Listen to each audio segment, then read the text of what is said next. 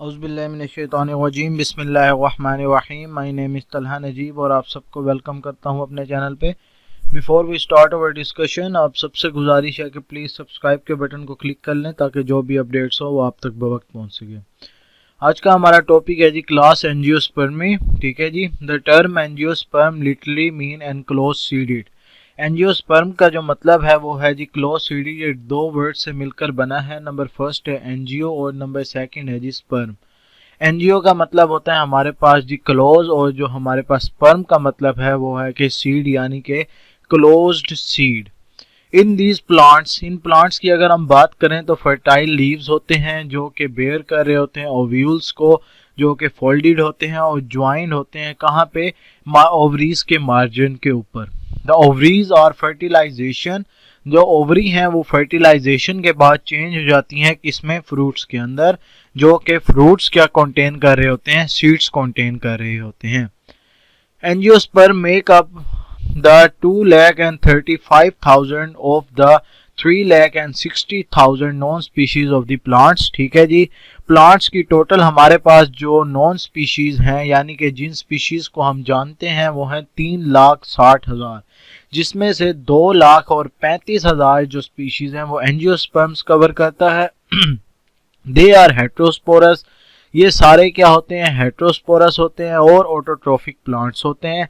Autotrophic यानी कि अपनी जो एनर्जी है, अपनी फूड ये खुद प्रिपेयर कर सकते हैं। They are highly evolved of all of the plants on the earth. ये किससे इवॉल्व हुए हैं, तकरीबन जितने भी अर्थ के ऊपर प्लांट्स की टाइप्स मौजूद हैं उनमें से ये इवॉल्व हुए हैं। The plants produce flowers, fruits and the seeds. ये जो प्लांट्स हैं ये फ्लावर, फ्रूट्स और सीड्स को प्रोड्यूस करते हैं। ठीक है जी। ये हमारे पास डायग्राम्स दी हुई हैं, एग्जांपल्स दी हुई हैं हमारे पास एंजियोस्पर्मी प्लांट्स की। अब हमारे पास आ जाता है जी life cycle of the angiospermae. The adult plant is a diploid. जो हमारे पास एडल्ट प्लांट्स होते हैं वो डिप्लॉइड स्पोरोफाइट होते हैं और डिफरेंशिएट होते हैं किसके अंदर, रूट्स के अंदर, स्टेम्स के अंदर और लीव्स के अंदर। अब मैच्योरिटी जब इनकी होती है तो ये फ्लावर प्रोड्यूस करते हैं। जो फ्लावर होता है वो मॉडिफाई होता है किसके अंदर, शूट्स के अंदर, जो कि पैडी सेल्स कंटेन करते हैं, थैलामस कंटेन करते हैं और टोरस कंटेन करते हैं। और शूट्स के बाद ये फ्लोरल लीव्स के अंदर मॉडिफाई होता है जो कि सेपल्स कंटेन करता है, पेटल्स कंटेन करता है, स्टेमन कंटेन करता है और कार्पल कंटेन करता है।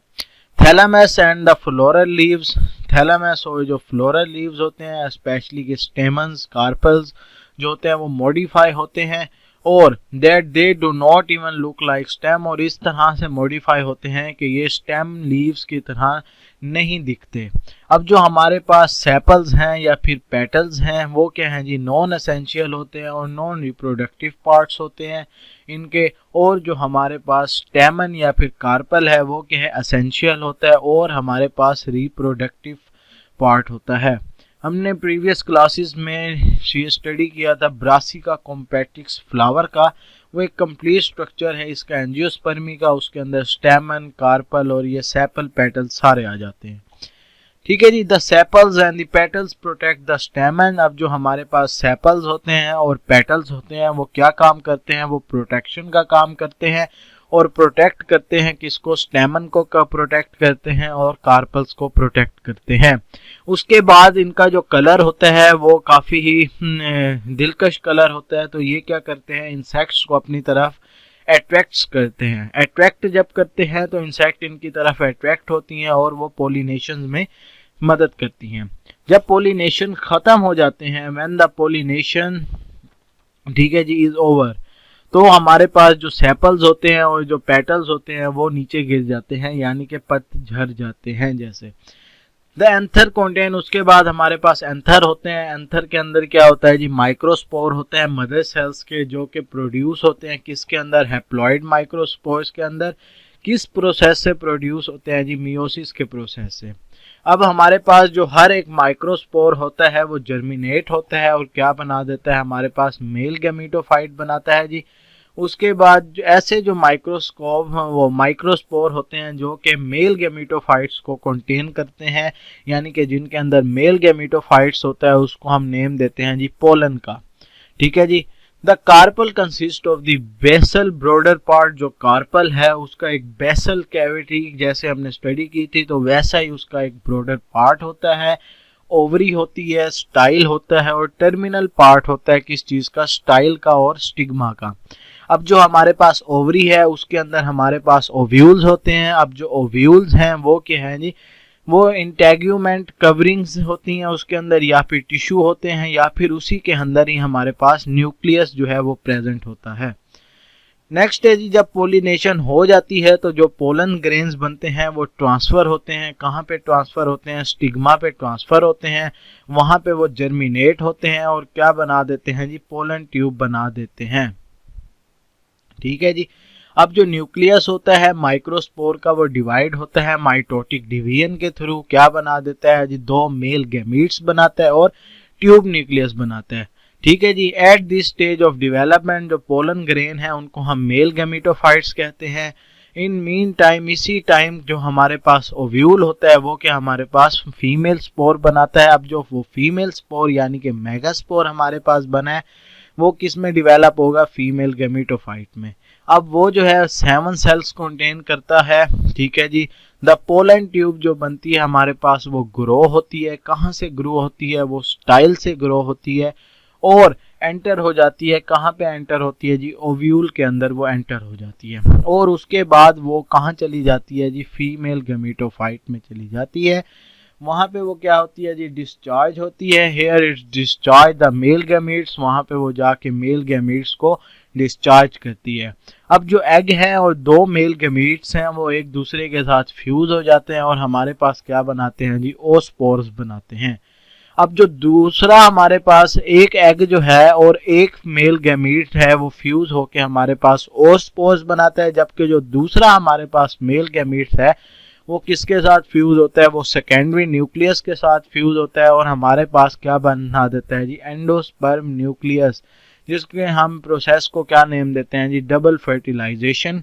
अब जो ओस्पोर्स है वो डिवेलप होते हैं, किस में डिवेलप होते हैं, वो एम्ब्रियो के अंदर डिवेलप होते हैं और एंडोस्पर्म जो है वो क्या है जी, न्यूक्लियस के अंदर डिवेलप होते हैं और क्या बनाते हैं, हमारे पास मल्टी सेलुलर न्यूट्रिटिव टिश्यू बनाते हैं और हमारे पास एंडोस्पर्म बनाते हैं।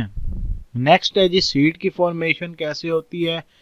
इसी टाइम के अंदर जो हमारे पास इंटेग्यूमेंट्स होते हैं किस चीज़ के, ओव्यूल के, फ्रॉम टेस्टा एंड टेगमेन और ओवरी वॉल के अंदर जो डिवेलप होते हैं फ्रूट्स। जो सीड्स होते हैं वो क्या कहते हैं, वो रेस्ट की हालत में चले जाते हैं। जब सूटेबल कंडीशन आती है तो वो रेस्ट की हालत से वापसी निकलते हैं और क्या करते हैं जी, जर्मिनेट करते हैं। जर्मिनेट करते हैं, सीडलिंग प्रोड्यूस करते हैं जो कि एक न्यू स्पोरोफाइट में कन्वर्ट हो जाता है।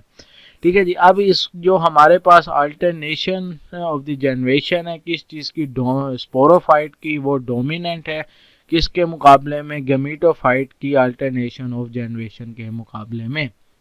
ये हमारे पास डायग्राम दी हुई है जी, लाइफ साइकिल ऑफ एंजियोस्पर्म के कैसे है। सबसे पहले हमारे पास ये डायग्राम फर्स्ट वाली आ जाती है, उसके बाद सेकंड, उसके बाद थर्ड में जो पोलन ट्यूब है वो ग्रो होती है, फिर किस में होती है जी, पोलन न्यूक्लियाई में, फिर एंटीपोडल्स बनाते हैं और फिर जाइगोट के अंदर आखिर में 2n में कन्वर्ट हो जाते हैं, जो कि हमारे पास क्या है जी, स्पोरोफाइट जनरेशन बनाते हैं। तो आज हमने ये स्टडी कर लिया है जी, सीड की फॉर्मेशन कैसे होती है और एंजियोस्पर्म का लाइफ साइकिल जो है वो कैसे होता है, और हमने एंजियोस्पर्म्स के बारे में भी स्टडी कर लिया है।